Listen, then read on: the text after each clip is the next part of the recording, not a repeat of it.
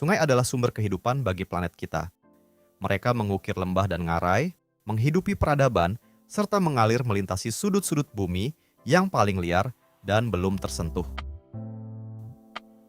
Mungkin Anda sudah mengenal beberapa sungai terpanjang di dunia, tetapi saya yakin ada beberapa nama yang akan terdengar baru bagi Anda dalam perjalanan kali ini. Jadi, tetaplah bersama kami, karena kita akan menyusuri geografi 10 sungai terpanjang di planet bumi, dimulai dari nomor 10.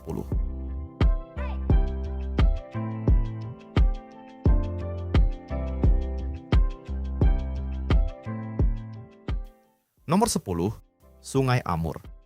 Sungai Amur membentang sepanjang 4.444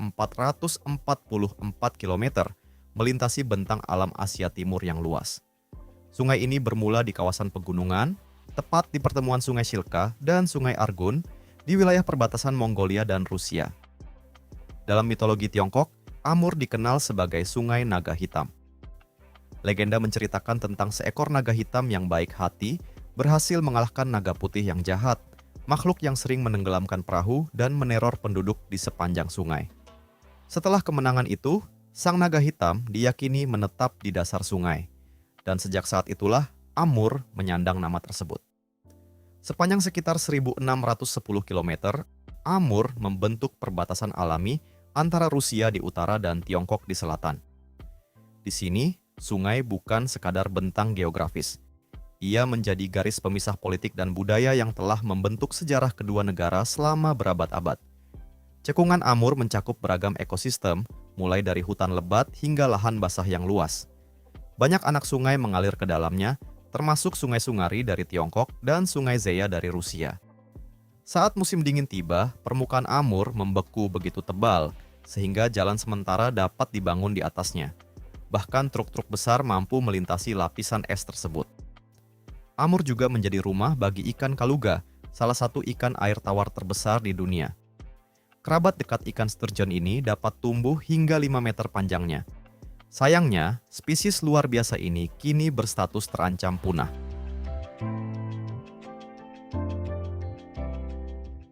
Nomor 9, Sungai Kongo.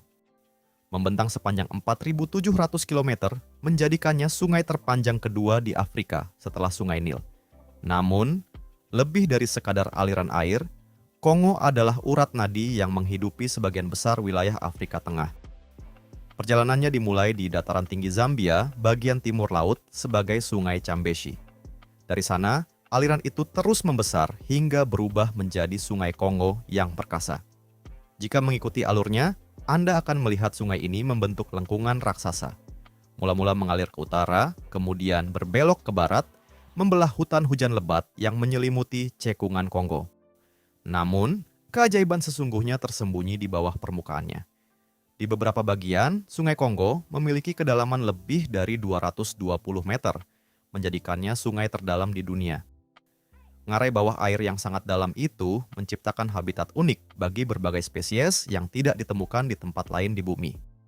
Di bagian hilir terbentang jeram Kongo, rangkaian arus deras yang dahulu menjadi penghalang besar bagi para penjelajah. Setelah melewati jeram, sungai ini melebar menjadi jalur pelayaran yang luas dan hingga kini tetap menjadi urat transportasi penting bagi kawasan tersebut. Pada akhir perjalanannya, Sungai Kongo bermuara ke Samudra Atlantik di pesisir barat Afrika.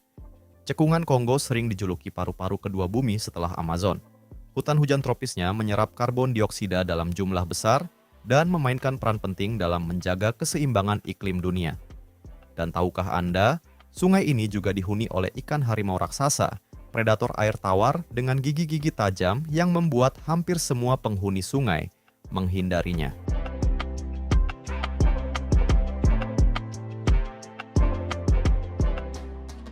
Nomor 8, Sungai Parana. Sungai Parana membentang sepanjang 4.880 km, menjadikannya sungai terpanjang kedua di Amerika Selatan setelah Sungai Amazon. Perjalanannya dimulai di Tenggara Brasil, di titik pertemuan Sungai Paranaíba dan Sungai Grande.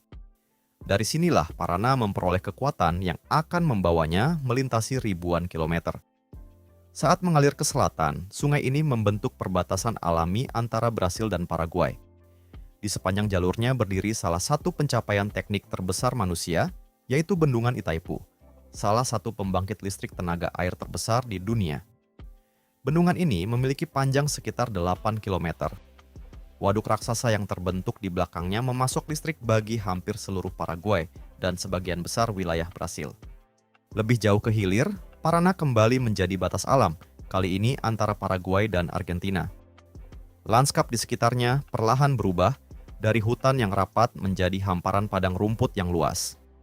Sungai pun melebar, membentuk pulau-pulau kecil dan lahan basah yang menjadi rumah bagi keanekaragaman hayati yang mengagumkan. Tak jauh dari sistem sungai ini terdapat salah satu keajaiban alam paling terkenal di dunia, air terjun Iguazu. Meski berada di salah satu anak sungai Paraná, air terjun ini menjadi mahakarya alam yang luar biasa. Terdiri atas sekitar 275 air terjun yang mengalir serempak dalam pertunjukan kekuatan alam yang memukau. Di penghujung perjalanannya, Paraná bertemu dengan sungai Uruguay dan bersama-sama membentuk Rio de la Plata, salah satu muara sungai terluas di dunia, dengan bentangan mencapai sekitar 220 km sebelum akhirnya menyatu dengan Samudra Atlantik.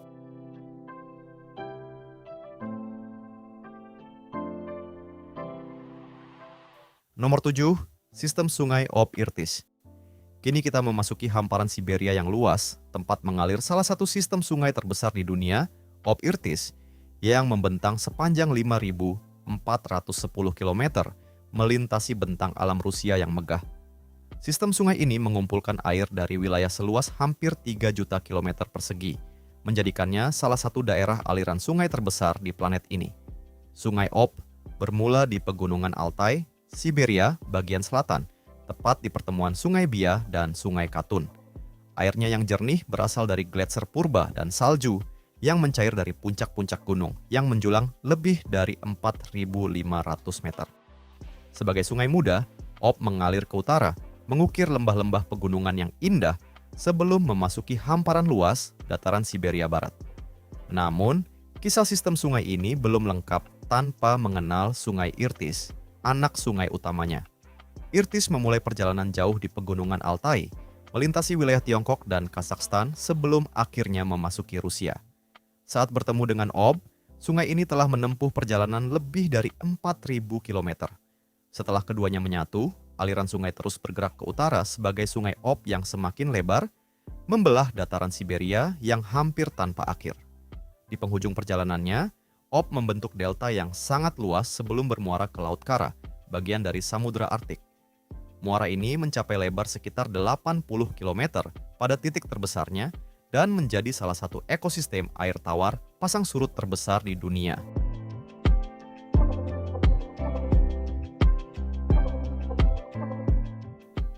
Nomor 6, Sungai Kuning atau Huanghe. Kini, mari kita mengalihkan pandangan ke Tiongkok, negeri yang menjadi rumah bagi Sungai Kuning atau Huanghe. Dengan panjang sekitar 5.464 km, sungai ini membentang melintasi wilayah utara Tiongkok.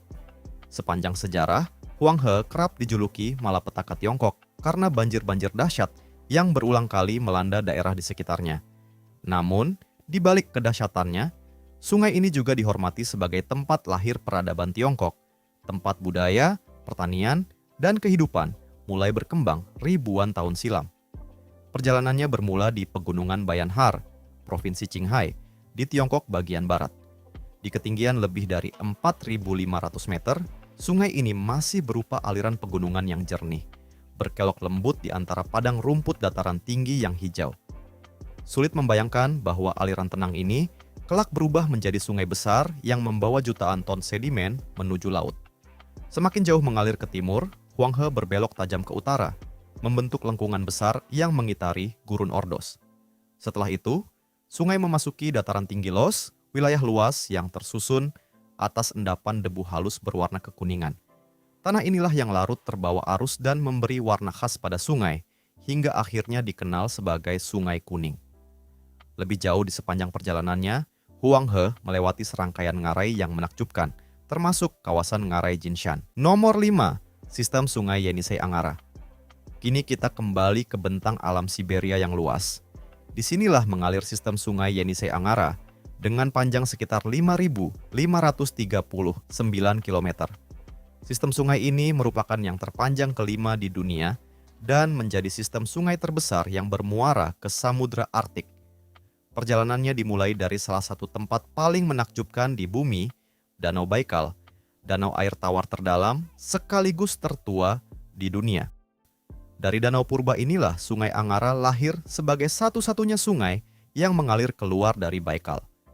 Airnya mengalir begitu deras sehingga bahkan saat musim dingin Siberia mencapai puncaknya, bagian hulu Angara tidak pernah membeku sepenuhnya. Aliran yang kuat terus bergerak, seolah menolak tunduk pada dinginnya Arktik. Saat mengikuti aliran Angara ke utara, kita akan melewati serangkaian pembangkit listrik tenaga air raksasa yang memanfaatkan kekuatan sungai ini. Salah satunya adalah pembangkit listrik tenaga air Bratsk, yang selesai dibangun pada dekade 1960-an. Bendungan ini membentuk salah satu waduk terbesar di dunia, dengan panjang lebih dari 500 km. Hamparan airnya begitu luas hingga menyerupai sebuah lautan di tengah daratan Siberia. Semakin jauh ke hilir, Angara akhirnya bertemu dengan Sungai Yenisei. Dari titik pertemuan itu, sungai menjadi semakin besar dan terus mengalir ke utara, membelah hutan taiga yang seolah tak berujung. Pada akhir perjalanannya, Yenisei bermuara ke Teluk Yenisei yang terhubung dengan Laut Kara, bagian dari Samudra Arktik. Muara raksasa ini memiliki lebar sekitar 50 km dan memanjang hampir 250 km ke arah daratan, menjadikannya salah satu estuari terbesar di dunia. Disinilah air tawar dari jantung Siberia akhirnya bertemu dengan lautan Arktik, mengakhiri perjalanan panjang yang dimulai ribuan kilometer jauhnya di Danau Baikal.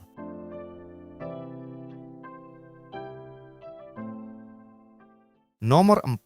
Sistem Sungai Mississippi Missouri. Mari kita berpindah ke Amerika Utara, tempat sistem sungai Mississippi Missouri membentang megah sejauh 6.275 km. Inilah sistem sungai terpanjang di seluruh benua Amerika Utara, mengalir melintasi jantung Amerika Serikat dan menjadi urat nadi bagi alam maupun peradaban. Perjalanan panjang ini bermula di Pegunungan Rocky, Montana bagian barat. Di sanalah Sungai Missouri, anak sungai terpanjang Mississippi, lahir dari pertemuan 3 aliran pegunungan, yaitu Sungai Jefferson, Sungai Madison, dan Sungai Gallatin. Mengikuti aliran Missouri ke arah timur, kita akan menyaksikan lanskap yang begitu dramatis. Sungai ini membelah dataran luas dan melewati kawasan tebing batu kapur yang menjulang ratusan meter di atas permukaan air, membentuk koridor alami yang tampak megah dan abadi. Semakin jauh ke hilir, Missouri mengalir melalui serangkaian waduk besar yang tercipta akibat pembangunan bendungan pada pertengahan abad ke-20. Salah satunya adalah Danau Sakakawea yang terbentuk di balik bendungan Garrison di Dakota Utara. Danau buatan ini membentang sepanjang 286 km dan menjadi salah satu yang terbesar di Amerika Utara. Waduk-waduk tersebut mengubah sungai yang dahulu dikenal sebagai aliran liar penuh lumpur menjadi jalur air yang tertata. Kini, sungai itu berperan penting dalam pengendalian banjir, irigasi, serta pembangkit listrik tenaga air. Kini, mari kita menengok hulu Sungai Mississippi. Perjalanannya dimulai dari Danau Itasca di negara bagian Minnesota. Di tempat ini, alirannya begitu kecil dan tenang, bahkan tampak seolah dapat diseberangi dengan berjalan kaki. Sulit membayangkan bahwa aliran sederhana ini kelak akan tumbuh menjadi salah satu sungai terbesar di dunia. Semakin ke hilir, wajah Mississippi berubah secara dramatis, terutama saat bertemu dengan Sungai Wisconsin. Alirannya melebar, bercabang ke berbagai arah, lalu mengalir di antara pulau-pulau kecil dan hamparan gosong pasir yang tak terhitung jumlahnya. Puncak perjalanannya terjadi di sebelah utara St. Louis ketika Sungai Missouri bertemu dengan Sungai Mississippi. Dalam sekejap, air Mississippi yang semula lebih jernih berubah menjadi keruh berwarna kecoklatan, membawa jejak tanah dari ribuan kilometer perjalanan. Terus mengalir ke selatan, sungai ini menjadi semakin besar setelah bergabung dengan anak-anak sungai utama lainnya. Salah satu pertemuan terpenting terjadi ketika Sungai Ohio menyatu dengan Mississippi di dekat Cairo, Illinois. Pada titik ini, Sungai Ohio bahkan membawa volume air yang lebih besar daripada Mississippi itu sendiri. Akhirnya, perjalanan panjang ini berakhir di Delta Mississippi yang megah. Di sana, sungai terbelah menjadi banyak cabang sebelum bermuara ke Teluk Meksiko. Namun, kisahnya tidak benar-benar berakhir. Setiap tahun, Mississippi membawa dan mengendapkan sekitar 159 juta ton sedimen, perlahan membentuk daratan baru dan terus mengubah wajah pesisir Amerika Utara. Nomor 3, Sungai Yangtze. Kini kita kembali ke Tiongkok, negeri yang dialiri oleh Sungai Yangtze yang megah. Dengan panjang sekitar 6.300 km, sungai ini membentang melintasi bagian timur negeri dan menjadi sungai terpanjang di Tiongkok, sekaligus sungai terpanjang ketiga di dunia. Selama ribuan tahun, Yangtze telah menjadi sumber kehidupan bagi ratusan juta penduduk yang tinggal di sepanjang alirannya. Perjalanannya bermula di gletser-gletser dataran tinggi Tibet, tepatnya di kawasan pegunungan Tanggula, tempat air lelehan es melahirkan aliran muda Sungai Yangtze. Dari ketinggian lebih dari 5.000 meter, sungai ini meluncur deras melewati lembah-lembah sempit dan ngarai yang curam, seolah sedang mencari jalannya menuju lautan. Semakin ke timur, Yangtze memasuki salah satu bentang alam paling menakjubkan di dunia, yaitu Tiga Ngarai. Membentang sepanjang sekitar 200 km, kawasan ini dihiasi tebing-tebing batu yang menjulang hingga lebih dari 1.200 meter di atas permukaan sungai. Selama ribuan tahun, panorama megah ini telah menginspirasi para penyair, pelukis, dan seniman Tiongkok. Di kawasan inilah berdiri Bendungan Tiga Ngarai, bendungan pembangkit listrik tenaga air terbesar di dunia. Mahakarya teknik ini membentuk waduk yang memanjang hingga sekitar 600 km ke arah hulu. Kehadirannya tidak hanya mengubah wajah Sungai Yangtze, tetapi juga mengubah kehidupan jutaan masyarakat yang bergantung pada aliran sungai ini.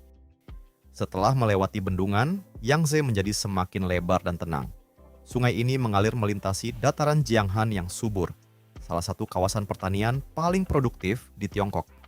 Selama ribuan tahun, sawah-sawah hijau, tambak ikan, dan desa-desa di sepanjang tepian sungai telah menjadi penopang kehidupan bagi generasi demi generasi. Pada akhir perjalanannya, Sungai Yangtze membentuk delta yang luas di dekat Shanghai, sebelum akhirnya bermuara ke Laut Tiongkok Timur, mengakhiri perjalanan panjangnya dari atap dunia menuju samudra.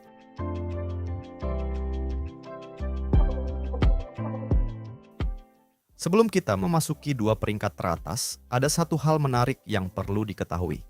Menentukan panjang sebuah sungai ternyata bukanlah perkara sederhana. Para ahli harus menentukan dari mana sebuah sungai benar-benar dimulai, di mana ia berakhir, serta anak sungai mana yang layak dihitung sebagai sumber utamanya. Bahkan dengan bantuan citra satelit dan peta beresolusi tinggi, tidak ada pengukuran yang benar-benar mutlak. Sungai terus berubah akibat erosi, banjir, sedimentasi, dan campur tangan manusia. Sebagian sungai bercabang menjadi beberapa aliran, sementara yang lain melewati danau atau waduk, sehingga pengukurannya menjadi semakin rumit. Karena itulah, hingga kini masih terdapat perdebatan mengenai sungai mana yang sebenarnya paling panjang di dunia, Nil atau Amazon. Perbedaan metode pengukuran dan penentuan sumber sungai membuat hasilnya dapat sedikit berbeda. Namun, berdasarkan pengukuran yang paling banyak digunakan saat ini, inilah dua sungai terpanjang di planet bumi.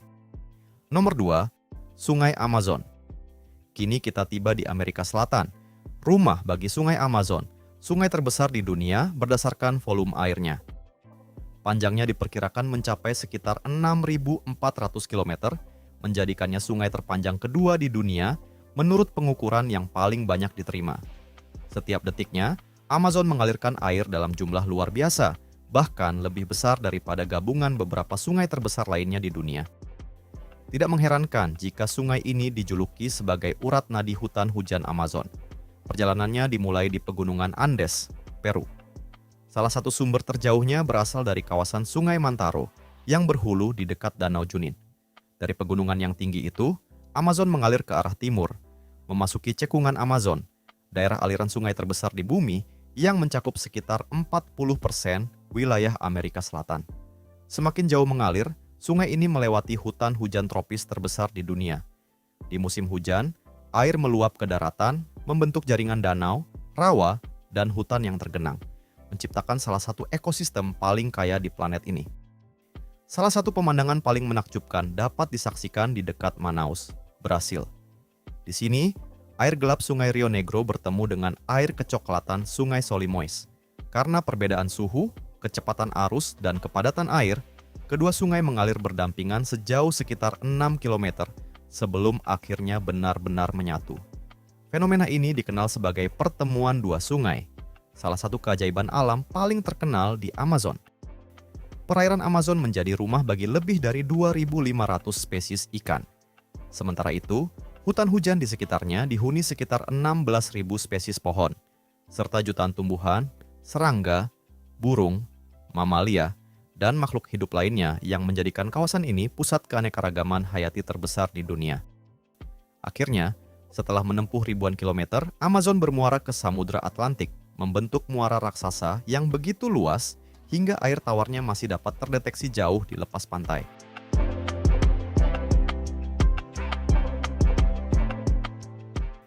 Nomor 1, Sungai Nil.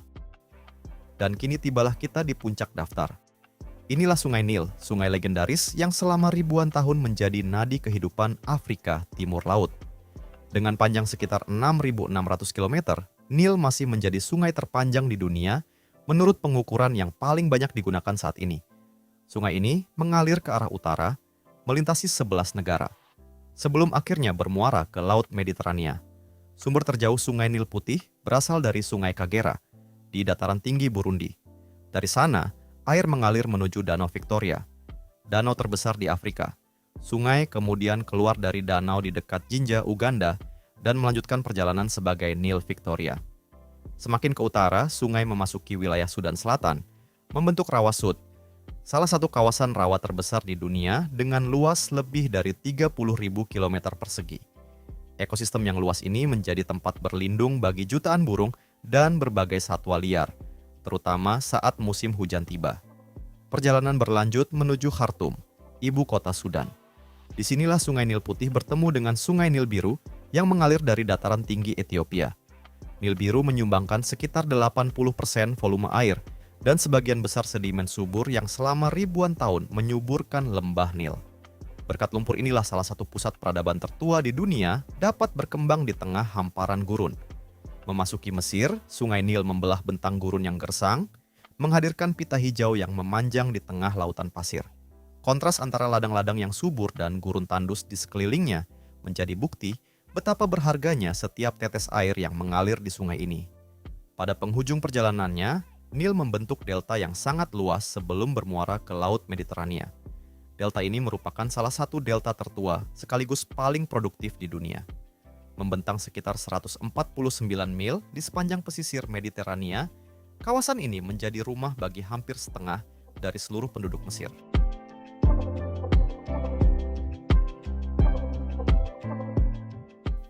Demikianlah 10 sungai terpanjang di dunia. Sungai manakah yang paling ingin Anda kunjungi suatu hari nanti? Tuliskan jawaban Anda di kolom komentar. Jika Anda menikmati perjalanan ini, jangan lupa tekan tombol like, subscribe, dan aktifkan lonceng notifikasinya agar tidak ketinggalan video menarik berikutnya. Terima kasih telah menonton dan sampai jumpa di video selanjutnya.